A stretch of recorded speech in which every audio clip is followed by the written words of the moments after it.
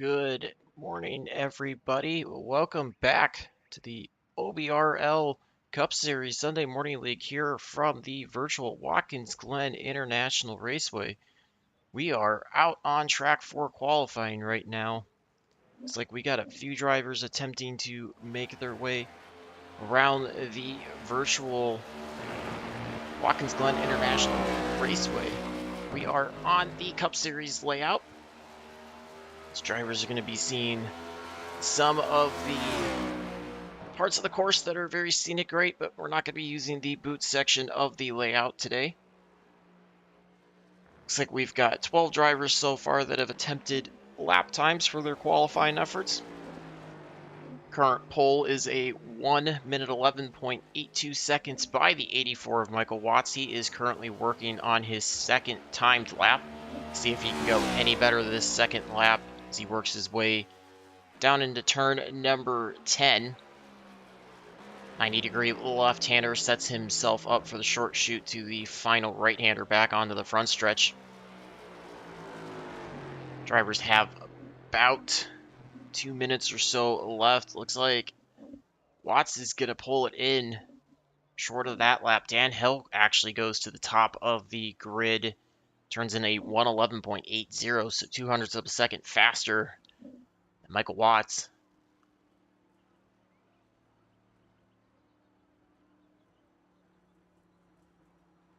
Got 21 drivers in total out on today's field. See what all of them elect to do. Gonna follow Watts in the number 10 Chevy Camaro Air Force machine.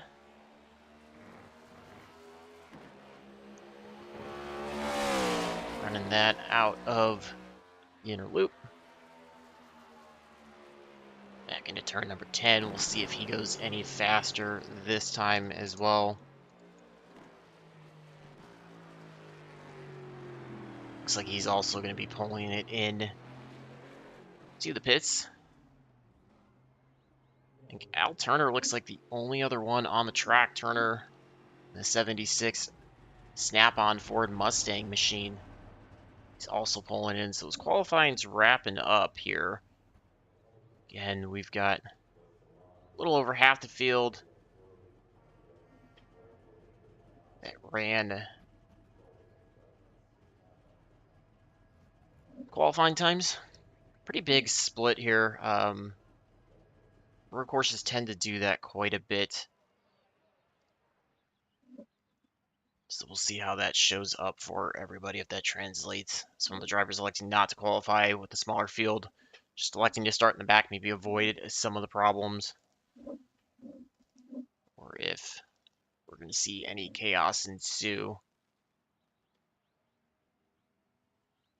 Take this time though to grab a quick commercial break while qualifying wraps up. Get you back for the starting grid here shortly.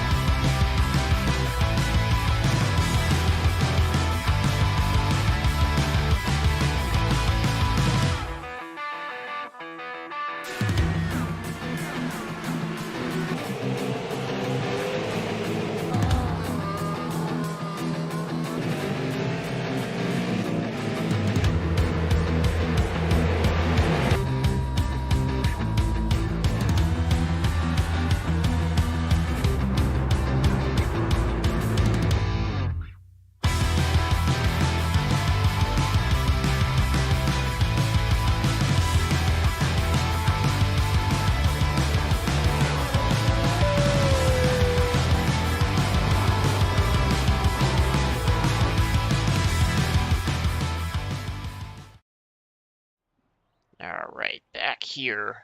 As drivers are getting gridded up. I'm going to get you the quick overview of today's race. Again, drivers are going to be running around the cut layout here at Watkins Glen International 2.42 mile road course. 7 turns officially, although some are combined together, so drivers are going to be looking at more than that.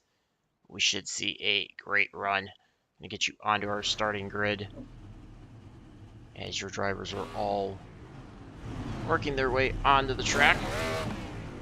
getting the engines fired up. We'll get ready for that. Again, 21 cars in total for today's race. So starting off on the pole, number 10, Dan Hill. Outside of him, the 84 of Michael Watts. Back in row number 2, we've got the 83 of Dwayne Macarthur. Eddie Jones, the Last Ditch Racing 14 machines, rolls off 4th today. John Hinchcliffe in the Half Throttle Racing 8 machine, going to roll off 5th. Steve Thompson, who's unaffiliated with last place, rolling off 6th in the 67. Greg McDaniel, number 30 Kimball 900 Global entry, starts 7th. And Jonathan Green of Green Motorsports puts the 37 machine starting 8th. Brian Lynch, the Hooters Wolfpack Racing, number 9, starts 9th. And Patrick Milligan in the Metro Ford entry starts 10th in the 18 machine. Lee Wurzel in the number 99 Rickasaw Racing starts 11th, and Al Turner of Turner Motorsports puts the 76 machine starting 12th. We go back through the rest of the grid. You see Chris Seidner, the 29 machine, starts 13th, and Ken Huff in the 46 going to be starting in 14th. Tom Ogle, 11, starts 18th or 15th. Larry Moore starts 16th. Dakota Pish in the 1 starts 17th. Jeff Liddon, 18th. And we are off and rolling. Drivers going to be working their way down the front stretch. Dan Hill going to lead them into turn number 1. Finds his way through the right-hander with no trouble. Got a couple side-by-side battles behind, but everybody getting away cleanly so far. Turn 1 typically can be a trouble spot.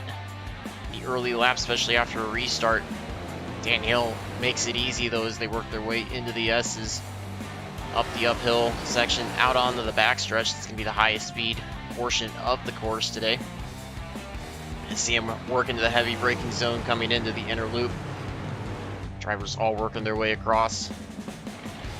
Dan Hill leads Michael Watts by just 0.2 of a second as they go into the outer loop. It's a hard 180 degree right-hander. Really forces the driver to work the throttle. Although with these independent rear suspensions of these next-gen Cup cars, you're going to find something. Oh, Michael Watts getting hard loose there. Getting stacked up. Also looks like Steve Thompson going to have some issues. He finds some heavy front-end damage. Looks like he might have either a flat right front, right rear toe link looks broken. That car is heavily damaged. Contact. Michael Watts getting loose out of the outer loop. Kind of causing the field to stack up, so you see that right rear tire of Thompson heavily pointed outwards. Not really rotating, and the right front's also messed up, so we'll see what happens if Thompson can get to the pit road, see if he gets off of the track in time to prevent a caution from coming out. He does. Unfortunate break for him. Let's check in on Michael Watts as well, as he's going to be running with some damage as well. So far, looks like it's the right rear, potentially, maybe a little bit of damage. So it looks like some problems for the 28 of Robert Garisco. He had a bit of a spin there in turn 1. Some left front damage. Sends himself off the track. We're going to see drivers struggling here, especially cold tires. It can be a very rough run for these drivers. See how they can navigate that as he works his way back out onto the track. Here's Dan Hill, a pretty sizable lead. He's got almost a 4.5 second lead already. So here on lap number 2, already cruising to a big lead. 50 laps today. No fast repairs for these drivers, so we're gonna have to be careful. Keep these cars as clean as they possibly can. Go back through the field as we've got side by side almost between the number 11 of Tom Ogle, 18 of Patrick Milligan. He's also got the 29 of Chris Seidner chasing him. Work their way up through the S's. You see Milligan working his way out. Ogle stretches the lead out, gap out a little bit. He's got almost a full second ahead of him. Seidner about 0.6 of a second back. Little lockup there up ahead going into the inner loop. You see drivers also playing around with the brakes, trying to find that optimal entry point. Allows them to carry as much momentum in. Not locking up those tires. If they lock up those tires, it adds unnecessary heat, detracts the grip, and will just make the rest of their day very tough until they get into the pit, get a new set of tires on.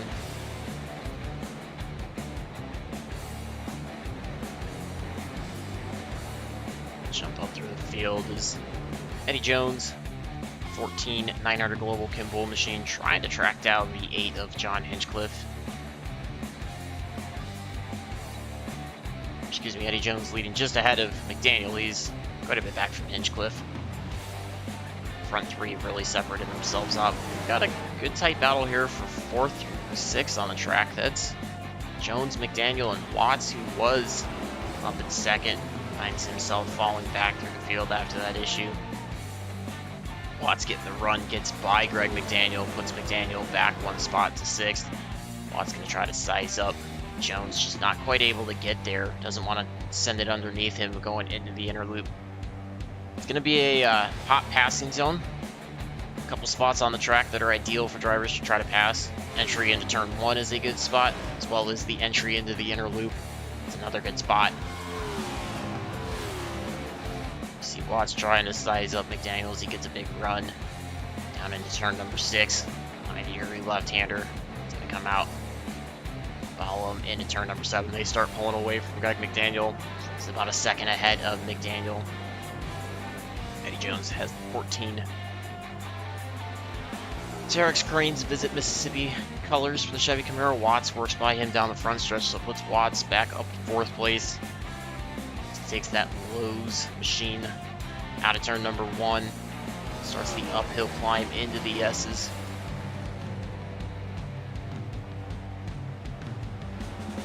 S's are going to be comprised of turn 2, 3, and 4.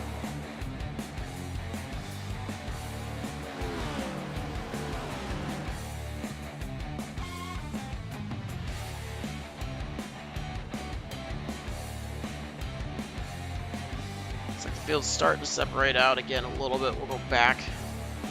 Jonathan Green, number 37, Oakley Ford Mustang, trying to put the run through the outer loop on the 11 of Tom Ogle. Jonathan Green started 8th, still running 8th. Ogle up 8 spots after starting 15th. It's one of your highest movers here early on as we work lap number 6, 50 today.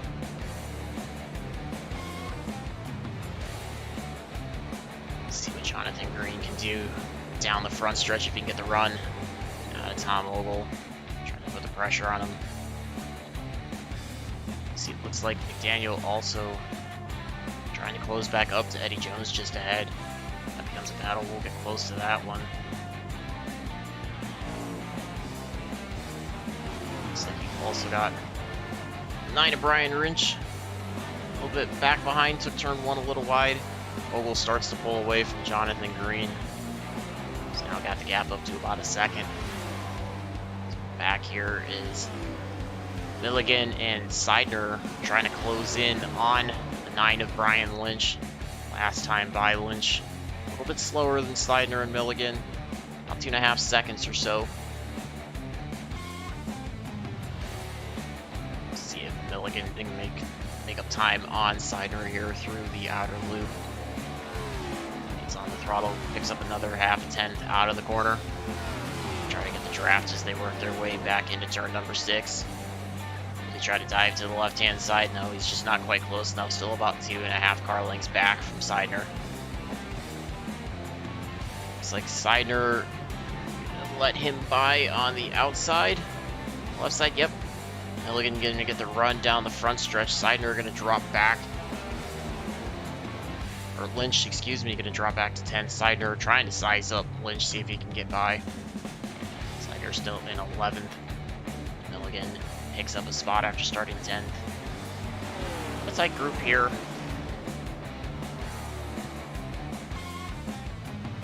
It's about 2.5 seconds or so from Milligan back to the 99 of Lee Wardzel. See a group of 4 and then another group of 2 there. 2 is going to be the 46 of Ken Huff, the 99 of Lee Wardzel. Milligan works his way through the inner loop, just ahead of Brian Lynch, about half a second ahead of Lynch. Last time by was about 0.9 of a second faster. Fastest lap so far turned by the 84 of Michael Watts at a 111.97.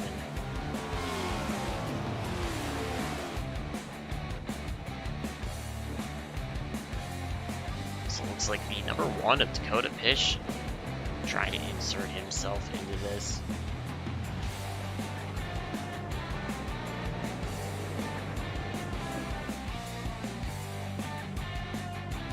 I think that's actually...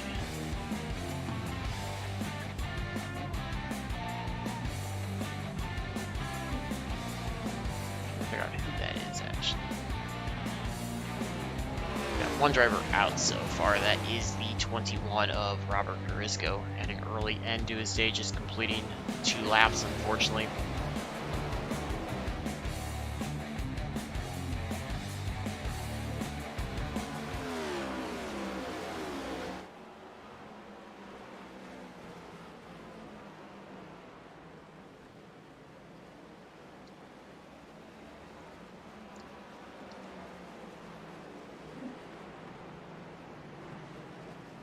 Sorry about the error there with starting grid music not changing.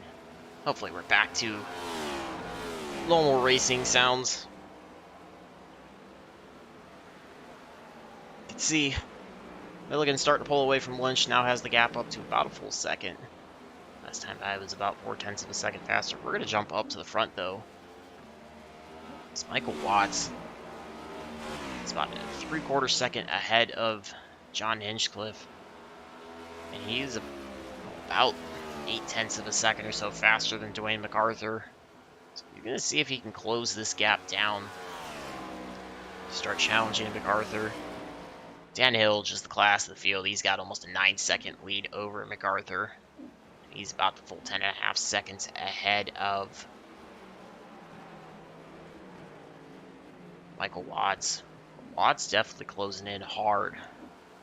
See, he's still got that right front or right rear damage there.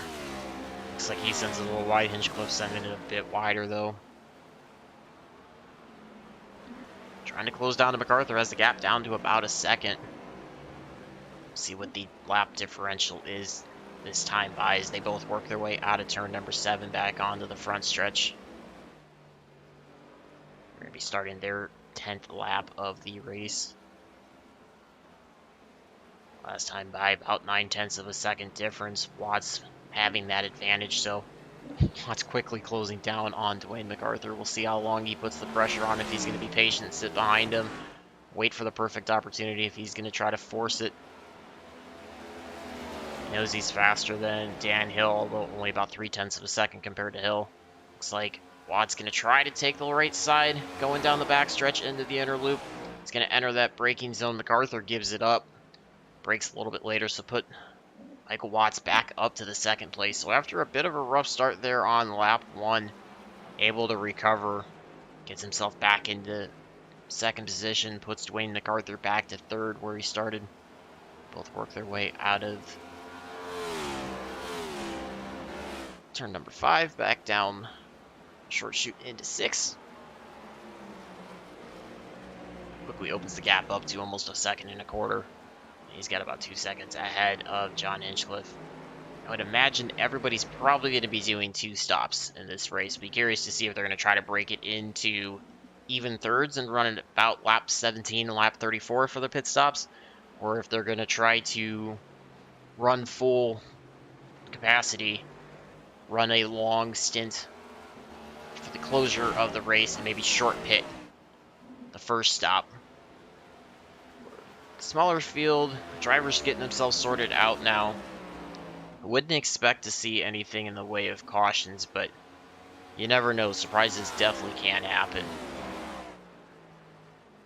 Back through the field as Hinchcliffe trying to close his way up to Macarthur, put himself into a podium spot. Started 5th, picked up 1 spot in the Peerless Steel Chevy Camaro. Try to see if he can find a 2nd one here. It's about 3/4 of a second back from Macarthur last time by. About 1.5 seconds faster than Macarthur, so Macarthur maybe with a little bit of early pace. Found some benefits of some drivers that struggled a bit. Starting to fall back into the clutches. Drivers getting settled in a little bit. See both drivers working their way out of turn number 7 onto the front stretch. See what the lap difference is this time by.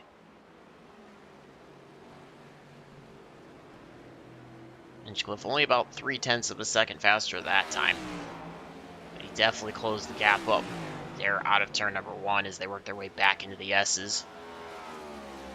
The uphill line, the S is so critical for the drivers to try to maintain as much momentum, set you up for an exit onto the backstretch, longest straight of the track. Highest speed sections, drivers want to try to keep their momentum up as much as possible as they work up the S's. Allow them to close up on their competitors or possibly set themselves up for a pass going into the inner loop. Hinchcliffe falling back a little bit as Macarthur opens the gap up to about half a second now. Work their way out of the outer loop. These drivers using all of the available runoff area, trying to straighten those corners out as much as possible, provide some extra distance. See if Hinchcliffe can try to get a run here through turn number 7, just not quite close enough to cut to the inside. Macarthur, if you can get a run off of turn number 7, you can try to position yourself to the right-hand side, take away that preferred inside line into turn 1, and force your competitor to either come out with less momentum or have to brake early and let you by.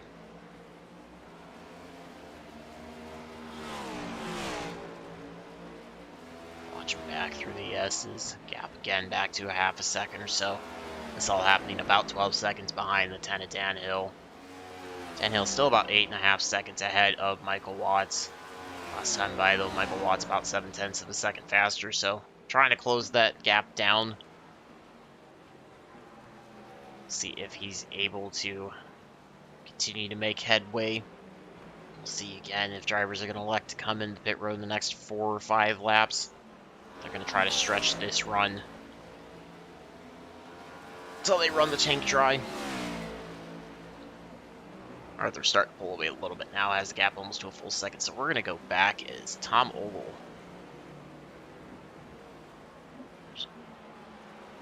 This Ogle trying to close down on the 30 of Greg McDaniel. He's got the gap to about 4/10 of a second last time by. He was also about a 1/10 and a half faster. We'll see what it looks like as they work their way back onto the front stretch. Gap stands at about a half a second, and that time Ogle about 2/10 of a second slower compared to McDaniel. Daniel got the 900 Global Kimball colors on there. Kimball, again, one of the title sponsors for this league.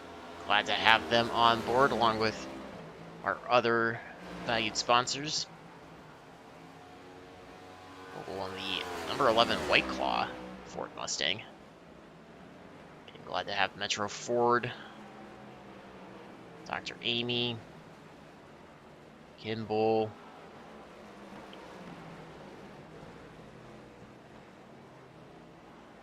it's like the 29 of Chris Seidner gonna come in for pit road. Maybe it might be slightly earlier, but I think he might be looking at that strategy of short pitting the first run and then running full tanks for both the second and third runs rather than splitting it into even thirds. See, continues to stay on pit road though. Looks like he's on for an extended stay, so he might have had some damage to repair, but we'll keep an eye on that for you. So Ogle continues. Try to catch back up to Greg McDaniel. Gap just hovers somewhere around 3/10 to half a tenth or so. I've seen some drivers really start to sort themselves out. Find drivers that they're very similar in speed around. Same thing happened to Macarthur and Hinchcliffe as well. So even in a small field, we are still seeing some great competitive racing. Drivers also approaching. That is the 26 of Lloyd Moore just up ahead. Moore off the pace, down a lap. Looks like he's going to stay to the right side. Lets McDaniel by. Oh, we're going to try to work by him. Does get by him with no problem.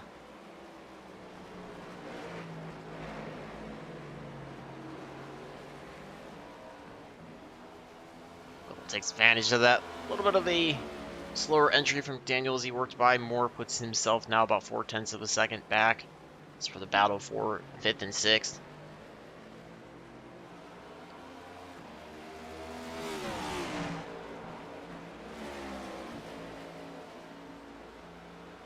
letting us know that we shouldn't see any full course cautions. Responsible local yellows advising drivers of when there are issues, so should make pit strategy a little bit easier to plan for drivers should they not have any mistakes.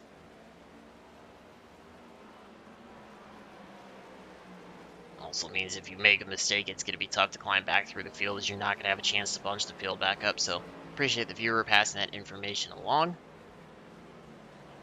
Always glad to have everybody tuned in. Appreciate all of the feedback. Let us know who you're rooting for. Drop a message in the chat. Send somebody your support. Glad to have all the fans tuned in. Appreciate the interaction.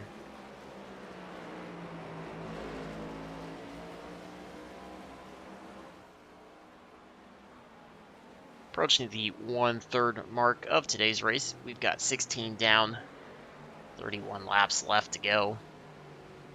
Excuse me, 34 laps left to go. Ogle's still trying to work his way back to Greg McDaniel. He is your current hard charger. 9 positions gained, started 15th up to 6th, so nevertheless, still a great day.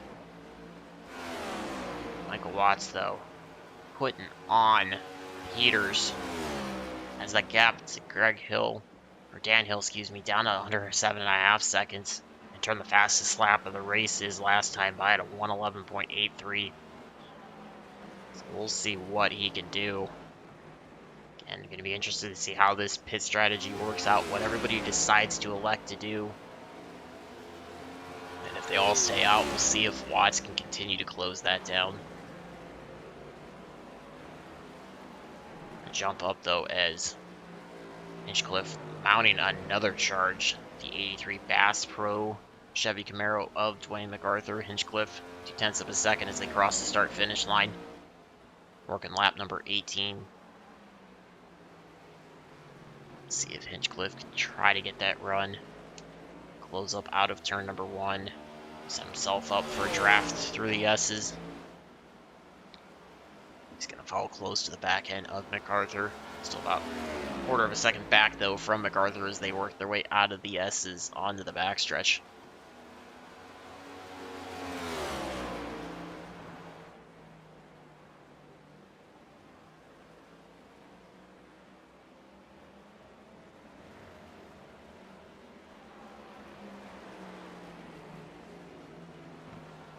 See MacArthur getting a little bit of a better run out of the inner loop and through the outer loop. Pulls away by about 0.3 of a second. Over Hinchcliffe has about 0.6 of a second now ahead. They work their way back into turn number 6. Seidler still on pit road, so I think he had a bit of a contact issue on there for some extended repairs. Fortunately, dropping off the pace. Hopefully, you can get that repaired and get back out.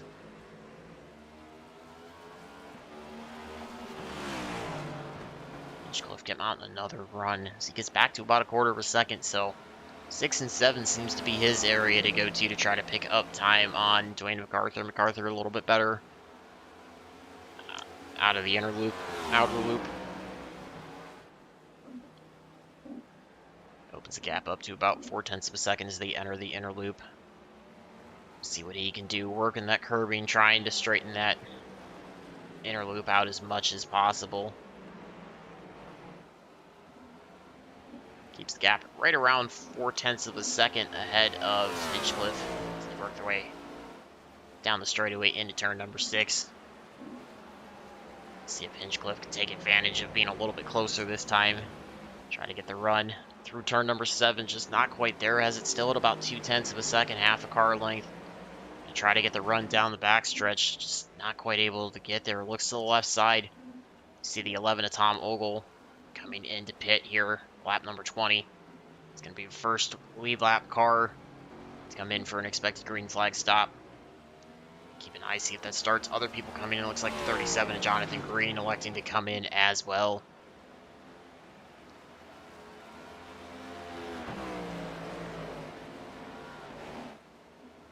MacArthur pulling away from Hinchcliffe, has the gap now to about 0.8 of a second.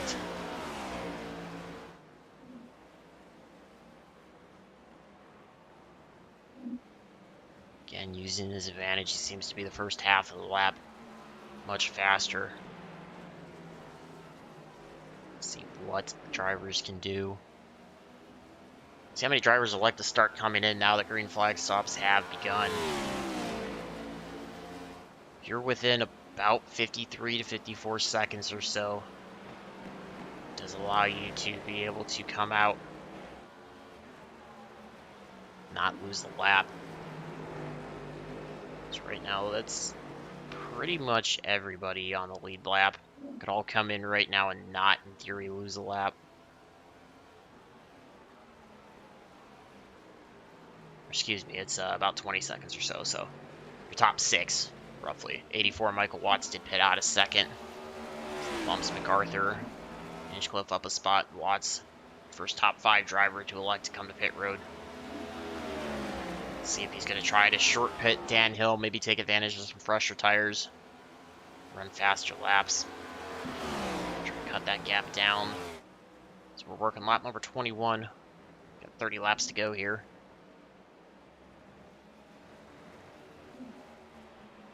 Hinchcliffe closing up to Macarthur.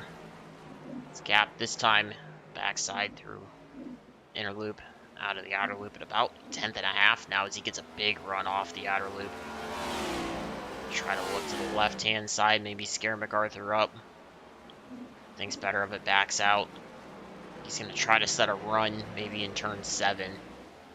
See if he can brake a little early, get back onto the throttle, cut to the inside. Macarthur does come to pit, so Hinchcliffe stays out and stays to the left side to avoid him. McDaniel also staying out. McDaniel now only 0.2 of a second behind Hinchcliffe as they run second and third. Dan Hill continuing to stay out, so looks like we've had about 4 drivers in total on your lead lap pit. Before Brian Lindsay also on pit road.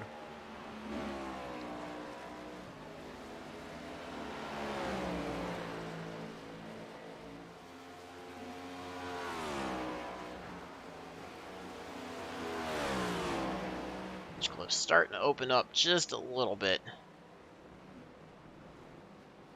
Greg McDaniel has the gap just over 0.6 of a second.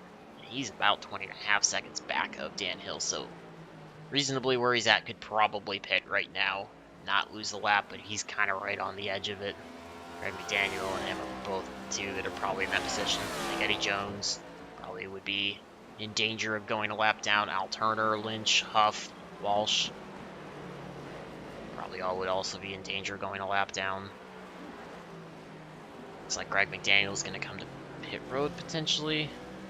McDaniel stays out, but Hinchcliffe comes to pit road. Dan Hill continuing to stay out, so I think he's either going to try to split this race in half, or I don't know, we'll see. Maybe he's got the fuel to run that far. It'll be interesting to see if by doing that he's going to have to fuel save towards the back end of the run and potentially give up some lap time. He's going to be able to stretch it all the way. Lap times have fallen off a bit. He's about a second off his fast lap. The field starts to split apart. Ken Huff, the 46 machine, also on pit road. Jump back up to Dan Hill, see if he's going to come in. Now, I would expect if he could make it on fuel, he's going to stay out till about lap 25 or lap 26. If he's gone this far, he's kind of committing to that one-stop strategy. To see how far he can push. It'll be interesting to see if anybody that came in from lap 19 through about lap 20 or 21, if they're going to be able to do it on one stop the rest of the way. If they're going to have to fuel save too much, give up some lap times on the back end of the run in order to make that work. So I think everybody went a little long to split it into an even 2-stop strategy. So I guess would be everybody's going to be going with the 1-stop, just varying amounts based on the tire wear as well as what they think they can do fuel mileage wise the rest of the race.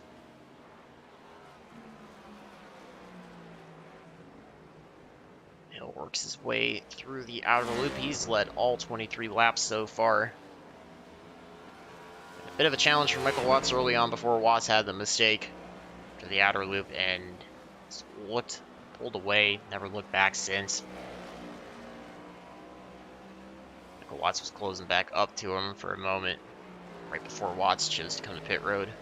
Macarthur stays out. He's going to start lap number 25. Watts, our highest runner after a pit stop. He's found himself back to the third position.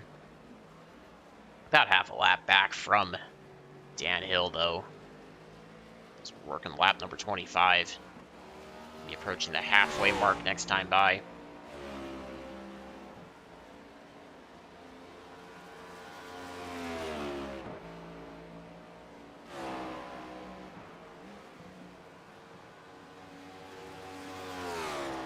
See Hill working his way down the backstretch into the inner loop. Split strategy so far with the pit stops, about half the field on the lead lap. We've got 10 on the lead lap. One driver still in the pits. Unfortunately, one driver out of today's event. That is the 28 of Robert Barisco. Fell victim early, lap number 3. 14 Eddie Jones elects to come in. 76 Al Turner also on the pit road. Let's see if Dan Hill's going to pit this time by. Looks like he's going to stay out for another time around. I think he's going to try to stretch this as far as he possibly can. Maybe take a little less fuel on the stop. Spend a little less time on pit road.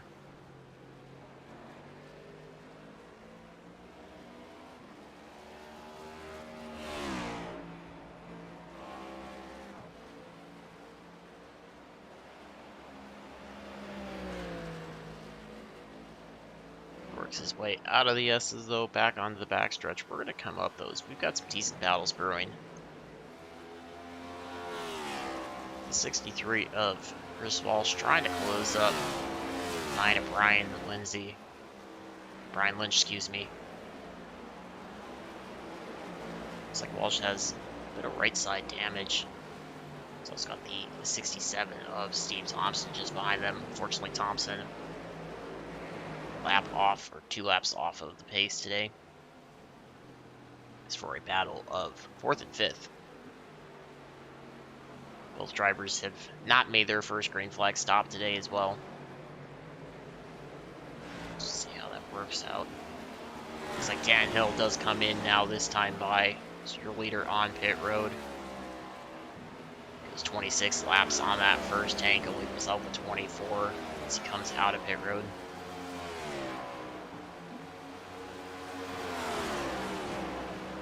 Leaves us with 4 drivers in total left to make their green flag stops. The 30 of Greg McDaniel has stayed out. Got these 2 here, the 9 of Brian Lynch, 63 Chris Walsh, as well as the 39 of Jeff Liddon. He's yet to make his stop today. I think these drivers can stretch it much further. They continue to stay out. It's like after that, though, Michael Watts is going to take advantage of that early pit stop coming in about 6 laps earlier. He has jumped Dan Hill, so once this cycles around, that should actually put Michael Watts into the race lead.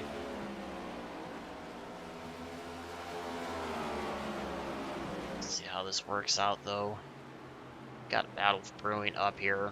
It's going to turn into a 4-car battle as Lynch, Walsh goes side by side through turn 1. And you've also got Dwayne Macarthur, John Hinchcliffe, their way up. Arthur Hinchcliffe working through this pretty quickly with those fresh tires providing a pretty big speed advantage. Macarthur going to set his sights on Brian Lynch. Hinchcliffe about 0.4 of a second behind him. Macarthur going to take the right sideline into the inner loop. Oh, a little bit of lock up there for John Hinchcliffe. Also looks like Brian Lynch had a bit of an issue through the inner loop. So they're going to try to get themselves corrected. John Hinchcliffe towing back to pit lane from there. So we'll see if we can grab you a replay of what happened to Brian Lynch through the inner loop. Hinchcliffe just locked it up, overshot the corner. Oh, looks like Craig McDaniel might have bounced it off the inside Armco barrier. He's worked his way out of turn number 3. He's on the backstretch. He's got about 10.5 seconds ahead of Michael Watts. Watts only slightly faster though, so I think McDaniel's going to try to hang on to this lead as long as he can. pitted the absolute last possible second. Should see every driver make it on one stop, as the viewer was hinting at. Especially looking as Daniel's going to be approaching 28 laps so far on this tank. It's just a matter of when drivers elected to come in to take advantage of those 4 fresh tires, that extra grip that they provide. See how that works out. 9 of Brian Lynch comes to pit road. I think after that slide, he's definitely going to want fresh tires, so it's going to leave 2 drivers not pitting yet. As Jeff Lydon did come in, or excuse me, Lydon still out, so 3 drivers. Daniel, you've got the 63 of Chris Walsh, and the 39 of Jeff Lydon. 10 drivers still on the lead lap here. Al Turner, your last driver on the lead lap.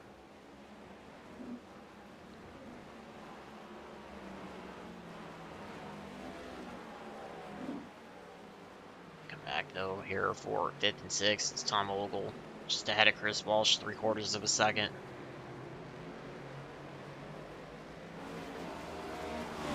Works his way up, and Ogle started 15th up to 5th, so good recovery.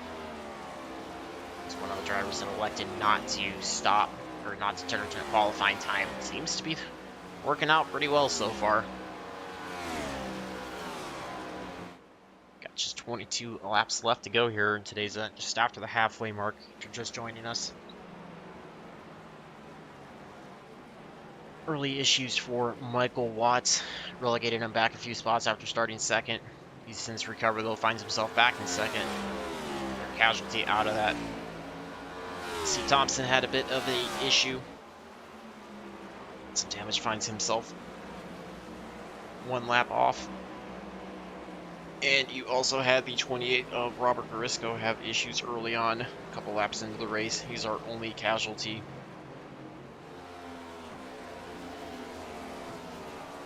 It's like Hinchcliffe also showing out, unfortunately having problems after overshooting the entrance into the inner loop. Chris Walsh selects to come to pit road. These 2 drivers left to pit here. We'll go back to your race leader, Greg McDaniel. Gap now under 8 seconds. Watts about 4/10 of a second faster than McDaniel last time by. Fastest driver on the track was the number 10 of Dan Hill. Turned in the fastest lap of the race last time by at a 1:11.78. Bested Michael Watts' lap by about 0.5 of a second.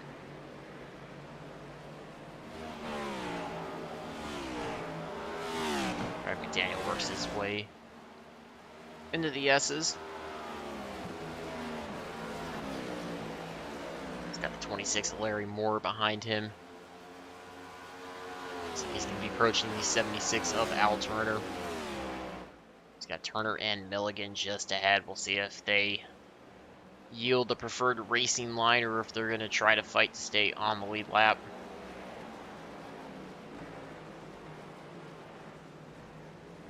Their way through the outer loop. Gap now down to just over 7 seconds, so Watts closing in quickly. Those fresh tires showing their worth as Watts turned up the heat. Just under a 1:12 lap, and McDaniel's going to come to pit now. He's going to make his first stop for today. Should be good to go as he'll cross the line with 19 to go. It's going to cycle Michael Watts to the lead. He's got about a 4-second lead over Dan Hill.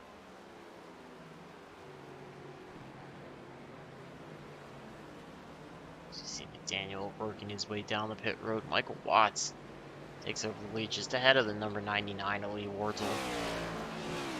Horsdale running in the 11th spot. It's going to be your first car 1 lap down.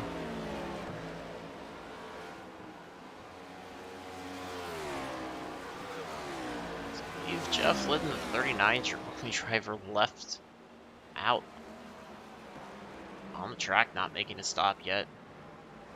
Thompson made 1 stop at the beginning, so he'll be needing to come in relatively soon as well.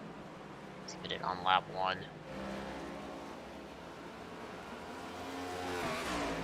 Watts working a 3-second advantage over Dan Hill. Last time by, though, was about 0.2 of a second slower than Dan Hill. So we'll see if Dan Hill can continue to close that gap down, or if Watts, hitting a little bit earlier, was able to undercut Dan Hill. Build enough of a gap to hang on to the lead.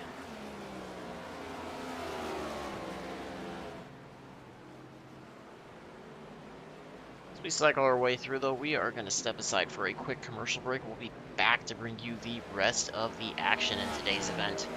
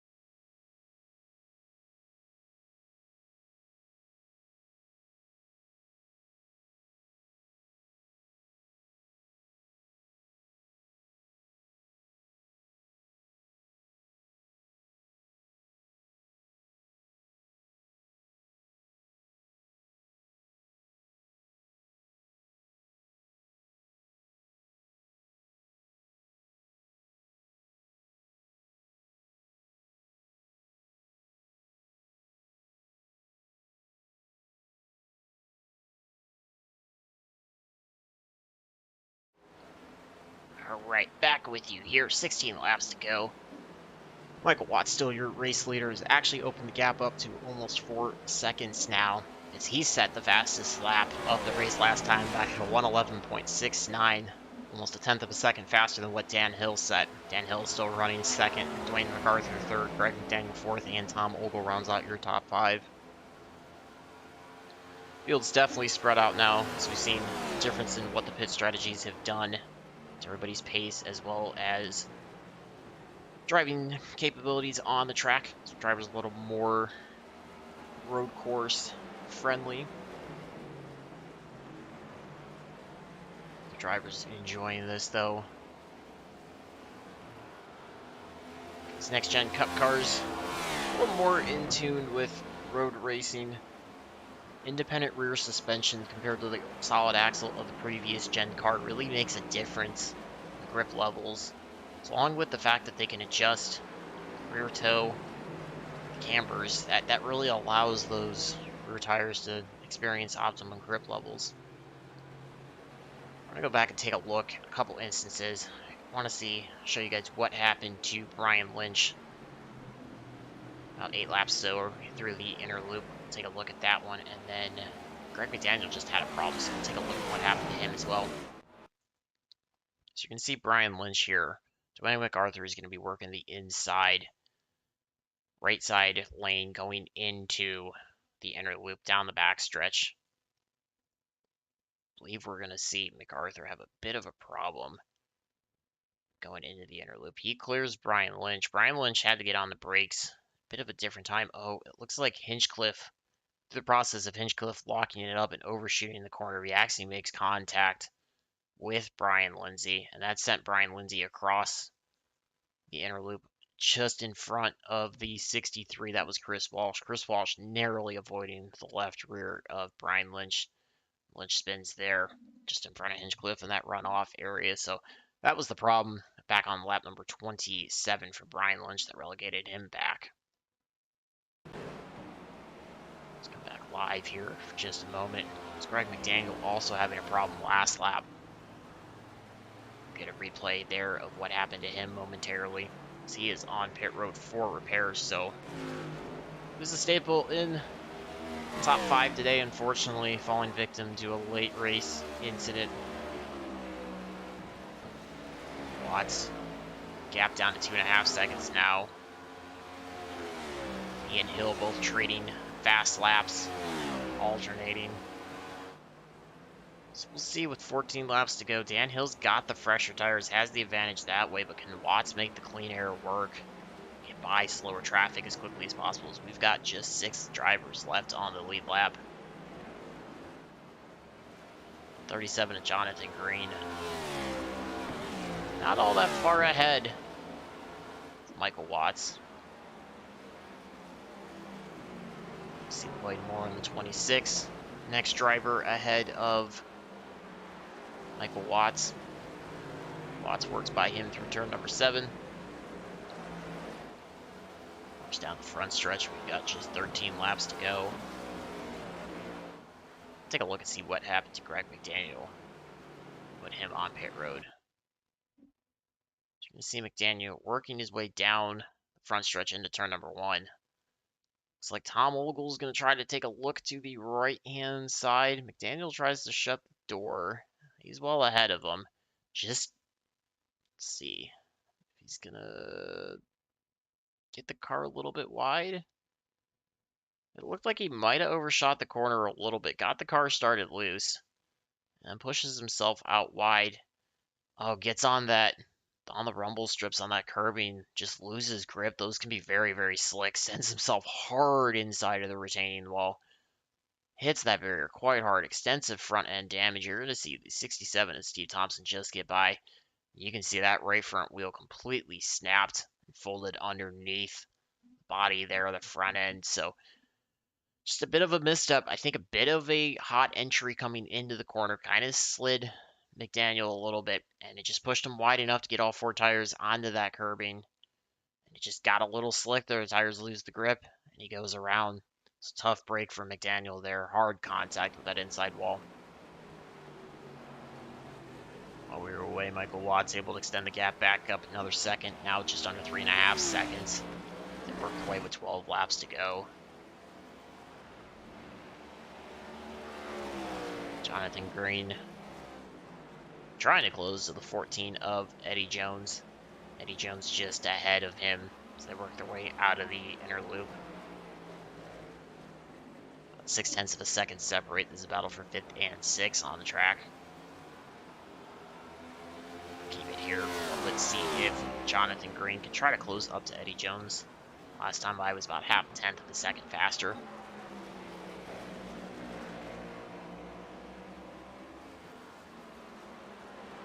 Work their way through turn number 7. They're about 12 seconds, or excuse me, about 10 seconds or so ahead of the leader, Michael Watts. You see Watts work his way in the background there out of turn number 7, so about the distance of the front stretch is the gap from these two to the leader.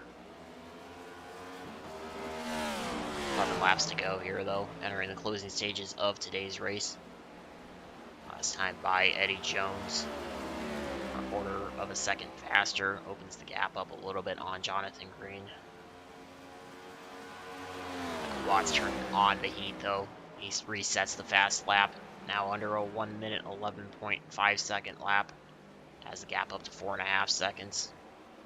Excuse me, has the gap almost to 4 seconds ahead of Dan Hill. So Watts might have been feeling the pressure there for a little bit. Finding some grip in those tires, working that car hard.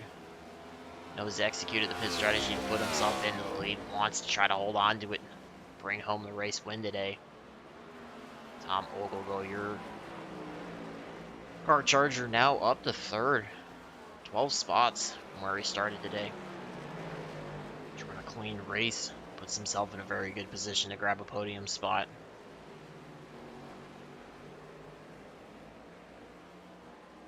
Eddie Jones keeps the gap at about 0.6 of a second ahead of Jonathan Green. Last time by nearly identical lap times.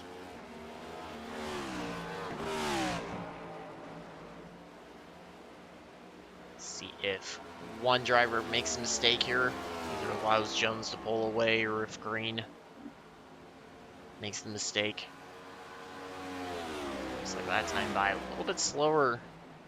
Jones able to open up the gap to about a full second now. As they work their way through the inner loop, Green picks up a ton of time through the inner loop, cuts that gap in half. Now only about 0.4 of a second back from Eddie Jones.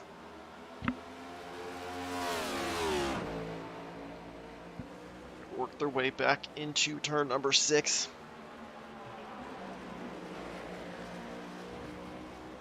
Gap still stands at about 0.6 of a second now. It seems like Green can get within about 0.3 of a second, maybe 0.4. Kind of just stalls out. Cannot quite close any closer than that. Eddie Jones sees Green in the rearview mirror. He's got to focus out the front, make sure he hits his braking points, apexes, gets back onto the throttle smoothly as well. So important to nail your marks perfectly here. Watkins Glen is kind of referred to as the Daytona road courses for the Metro Ford Cup Series schedule. It's a very long, flowy, high-speed layout compared to something like a Sonoma Raceway that's very tight and technical. Those drivers need to keep their momentum up as much as possible, get through the corners as efficiently as possible. Try to carry all the speed they can down the straightaway sections here at Watkins Glen. Green has the gap now down to 1/4 of a second, closest he's been in the last few laps to Eddie Jones. Seeing him momentarily disappear on your screen, that's just losing a slight bit of connection with the iRacing server. iRacing not quite sure where to place him on track. As long as it doesn't happen for too long, though, he'll continue to maintain that spot on track. Jones gets a little bit of a better turn set and opens gap back up to 0.5 second as they work their way across the line with just 9 laps to go here. Michael Watts opening up the gap over Dan Hill as well. Stands at about 4.5 seconds. So he's taking control of that lead. Tom Ogle, the fastest driver on the track the last time by. Ogle's got pretty substantial 28.5 second gap to try to just get to Dan Hill. Not quite sure without Dan Hill making a mistake if he's going to be able to do that. Oh, Jonathan Green pushes it way wide. Back half of the inner loop. That's going to cost him a lot of time to Eddie Jones. That was that mistake I was referring to. I was going to be curious to see whether Jones or Green was going to blink first. Fortunately, that was Jones that time. Green, excuse me, exiting the inner loop, just got on the throttle, hit the curb a bit too much, puts himself wide. It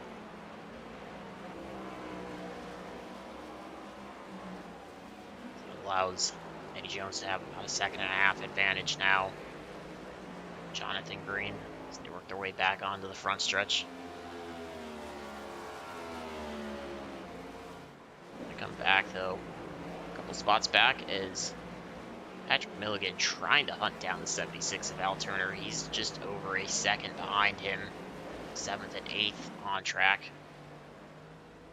They work their way across the start-finish line. Last time by Milligan. 0.5 second slower or so compared to Al Turner. The gap stands at just over 1 second. These two are your first 2 cars, 1 lap down. 6 cars left on the lead lap.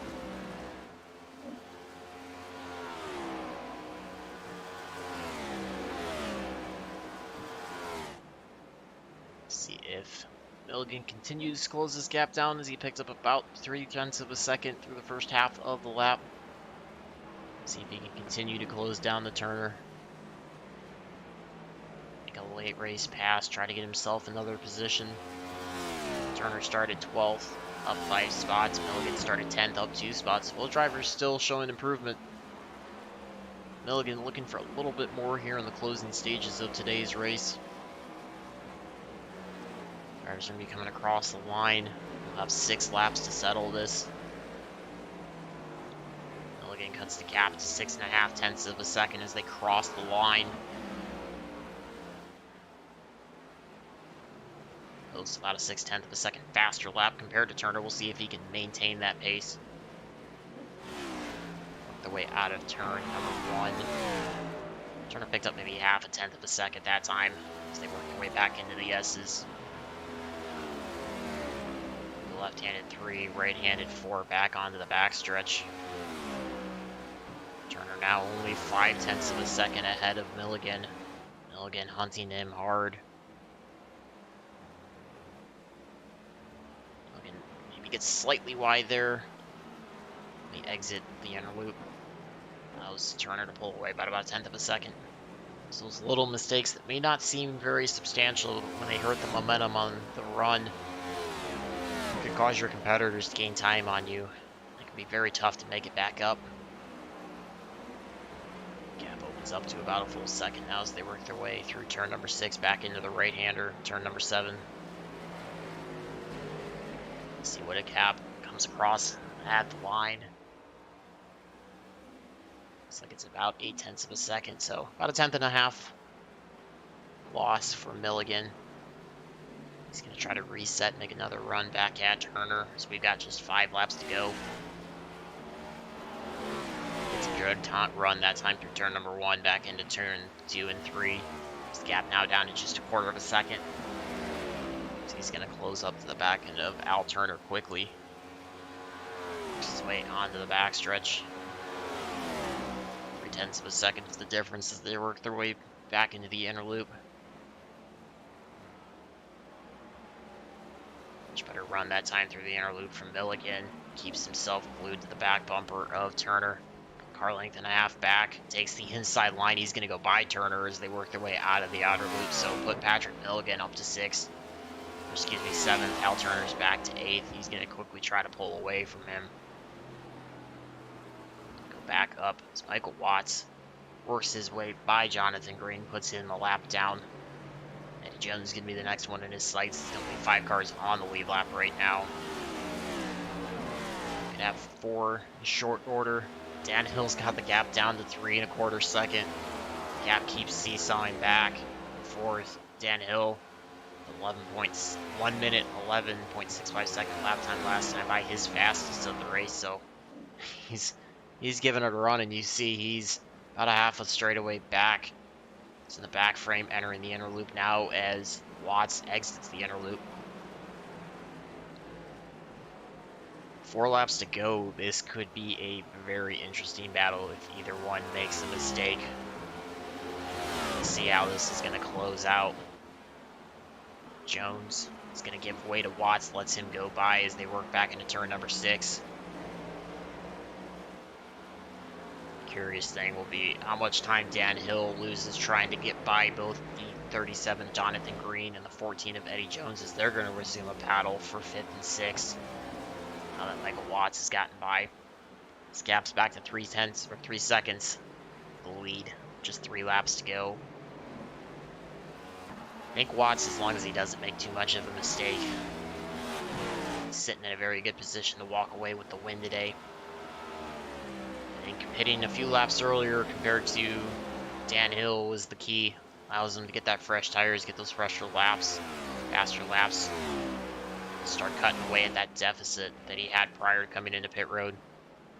It's what we call undercutting, where you pit sooner than what your competitor was planning to. Try to run faster laps right away and maybe cut down some of the distance between you and your competitor before they come to pit road. He made a big jump because he was about 7 seconds behind when he initiated the green flag stop. Came out about 3 seconds ahead, so it's a full 10 seconds difference.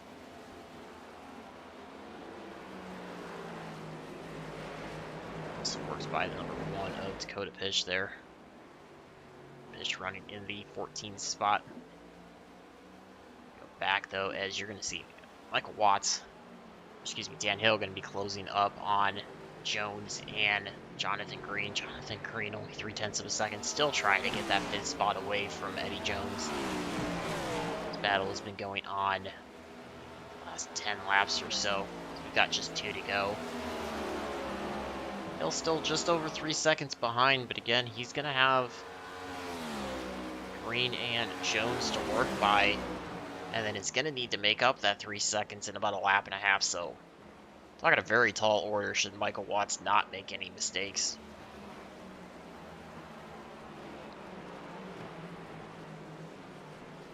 Jones and Green are stuck in the battle, so I'm sure they're going to be respectful with Hill. They're not going to just move over and slow down. Neither one wants to do that and give up 5th place. Top 5 still on the line here today.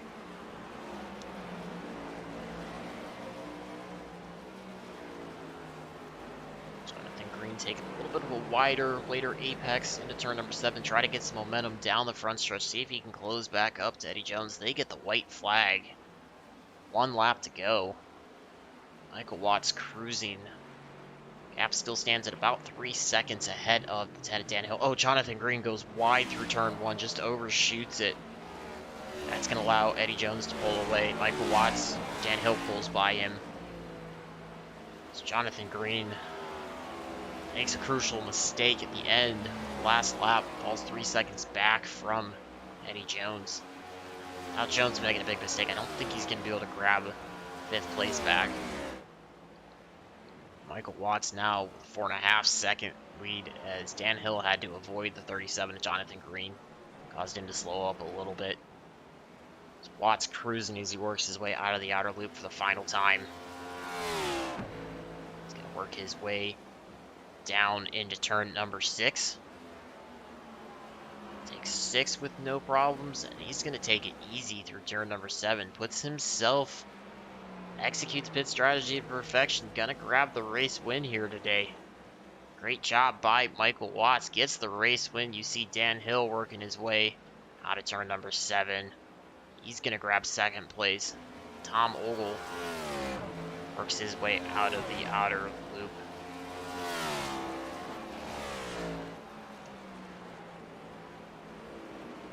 Set himself up.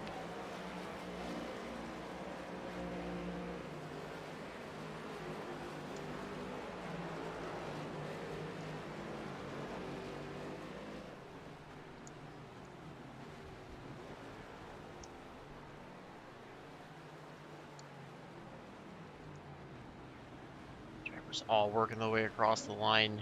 Dwayne Macarthur brings it home in 4th. Tom Ogle did lock up the 3rd spot. Eddie Jones finishes 5th. Jonathan Green still able to hold on to 6th. Patrick Milligan 7th. So Michael Watts, we're going to give him a chance to celebrate that victory lap. See if we can get top 3 into the broadcast waiting room. Grab them for some post-race interviews here once they've gotten off the track. Taking care of their post-race debriefs. Saw a good competitive race. There were some really good battles all throughout the track. Very impressed with the skill from these drivers. We saw a couple mistakes, maybe a couple overshots, leading to a few incidents, but overall, very, very clean race. Very, very great driving by all these drivers. See Watts and Dan Hill working on the front stretch. Great job by them all.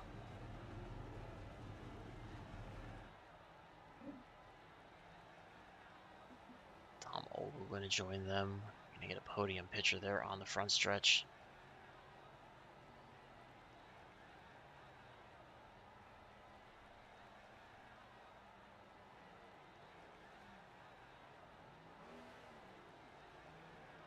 We're going to see Michael Watts burn it down. Celebration. Executed that pit strategy to perfection.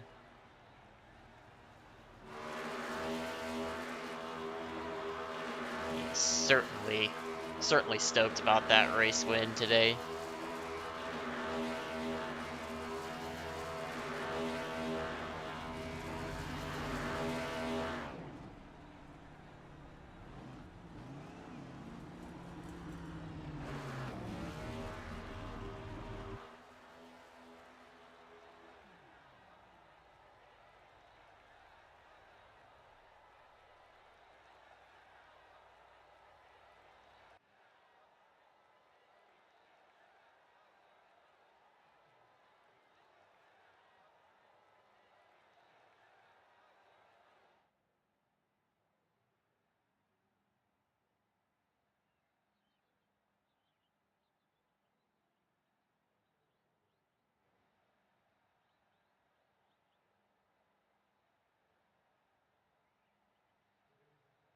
going to be your second win for Michael Watts as well, so great job by him.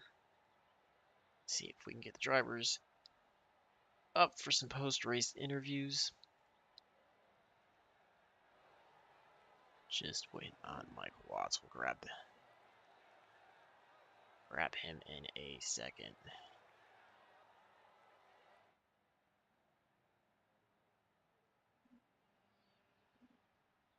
We're going to see if we can grab our third place finisher while we wait. Driver number the 11, Tom Ogle. Got with me our third place finisher, driver number 11, White Claw Ford Mustang, Tom Ogle. Tom, looks like you had a pretty good race, pretty solid, steady up in the front, no real mistakes. What was the key for you to be able to pick up 12 spots after starting 15th today? Well, I wrecked not only once, but twice in qualifying, I knew I thought I might have a shot at the pole, but I'm not as fast as Mike or Dan, but I wanted a little bit better starting spot. And I just kind of tried to stay out of trouble. Then I pitted and my guys didn't put fuel in the car, so I had to back up and pull forward. So I kind of put myself behind the 8 ball, but a third is like a win here for me. Certainly a great job that way. Made the car look smooth every time we panned on you. You were in control. We saw a couple drivers have some issues with some of the braking zones. Turn 1 entry there, as well as the entry into the inner loop. What kind of adjustments did you make as the tires wore on to keep from locking that car up and maybe overshooting those corners today? For some reason, like these tires get better the more laps you have on them. I turned my fastest lap, like maybe lap, 45 or something.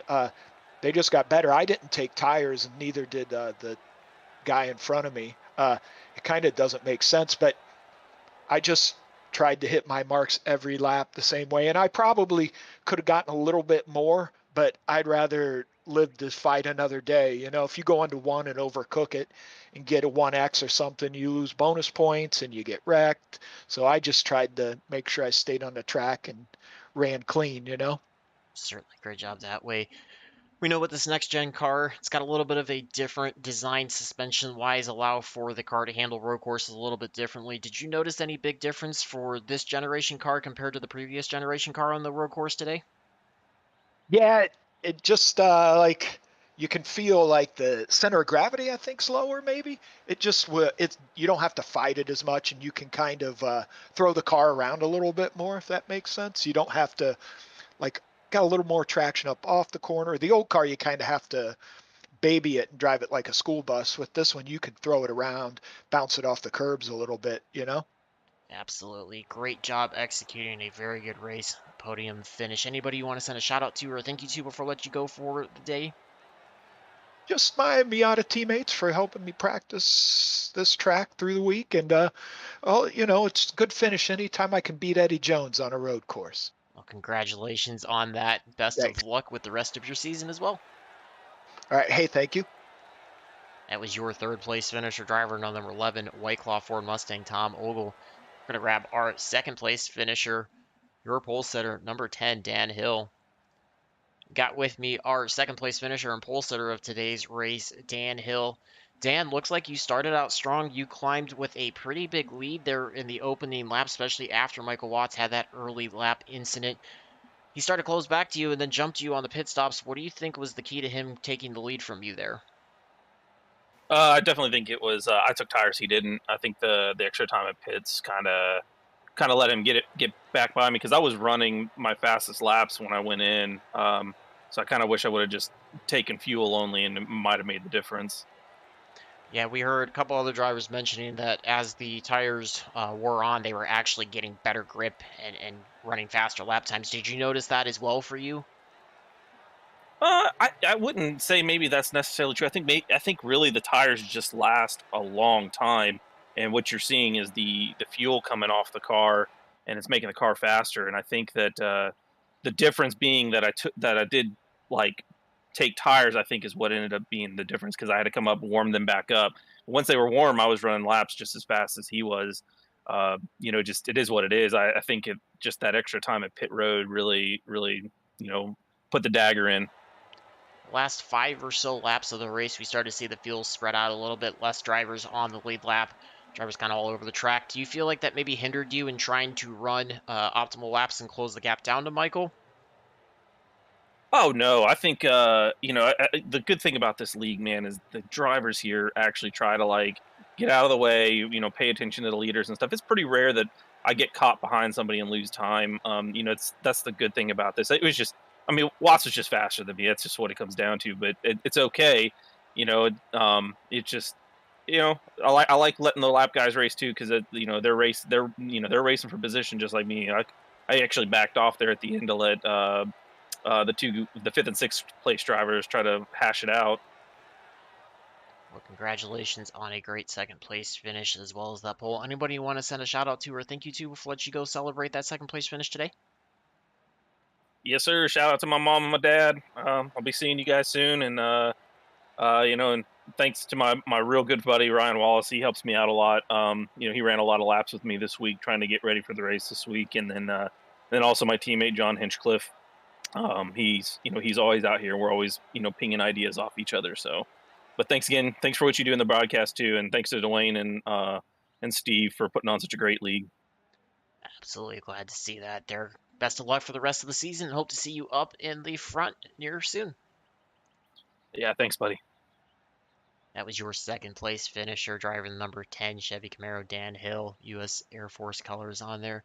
We're going to grab our race winner, driver number 84, Lowe's Ford Mustang. Got with me the man of the hour, our race winner, driver number 84, Lowe's Ford Mustang, Michael Watts. Michael, you had a bit of an issue there off of the start of the race, able to recover from that, climbed your way back up, and then once you took the lead after the pit stop cycled through, you never looked back. What was the key to being able to recover from that early race incident? I don't know. Just luck, I guess.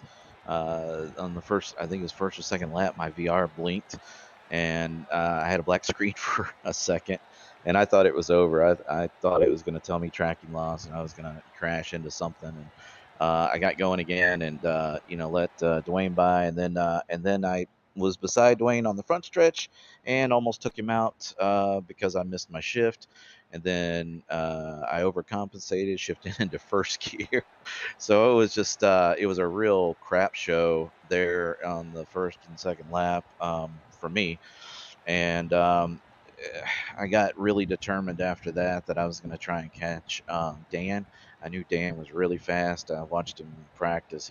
He was laying down really good, fast, consistent laps.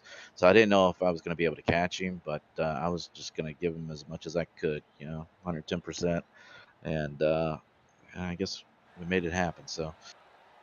Well, you mentioned about shifting down to first gear. We know with these next gen Cup cars, they've now got the sequential transmission, the 5 gears instead of the 4-speed. Did you feel like that maybe changed what gears were using in the corners compared to previous generations here at Watkins Glen? Maybe not using first gear as much or getting to 5th gear maybe a little bit sooner to carry momentum down the backstretch? Yeah, not really. I mean, you pretty much just use 4 gears here. There was maybe 1 or 2 occasions I got into 5th gear, but it was not anything that I practiced. There was maybe a couple times in practice, and it was really dependent on the run that I got off of the S's. There was some times where you could just hook up the rears and fire off the S's, and you'd be in the red way before the brake markers. So you go and shift into 5th, but then you have to remember you got to downshift 3 times to get through the bus stop. Absolutely. We saw the big jump. You were about 7 seconds or so back from Dan Hill prior to coming in there on lap number 20. And he jumped out ahead of him after that cycle through. Was that a pre-planned stop there, or did you just see maybe the lap differentials for you and decide that that was the moment you needed to try to undercut him and grab the lead away from him? Yeah, I felt like that was my only shot at catching him was to try to undercut him a little bit. I didn't know if he was going to pit the next lap or not. I mean, maybe if he did, we'd probably be right there together. But I think the undercut kind of helped me get back on track. And when he delayed his pit a little bit, it allowed me to probably get my rhythm back a little bit. And I was able to run some good quick laps. Well, certainly executed at perfection. Anybody you want to send a shout out to or a thank you to before I let you go celebrate the victory today? I want to thank my family for allowing me to do this hobby and participate in these races, and I want to thank my wife for her ever-loving support and allowing me to do this. And our anniversary's coming up, and I just want to tell her I love her very much. Well, congratulations. Well said. Great race today. Glad to see you up there, and hope to have continued success the rest of the season. Thank you, Jacob. Hopefully, we can see you again and broadcast after race interview again. So hopefully, We'll look forward to talking to you soon. thanks. That was your race winner, driver of the number 10. Excuse me, number 84, Lowe's Ford Mustang. I'll pull up our race results here. So we had a great event today.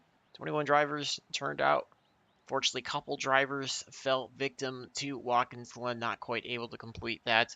18 drivers, though, 18 drivers were able to finish. You see Michael Watts grabbing the win, Dan Hill second, Tom Ogle third, Dwayne Macarthur fourth, Eddie Jones able to hang on in fifth. See the rest of your running order there on the screen.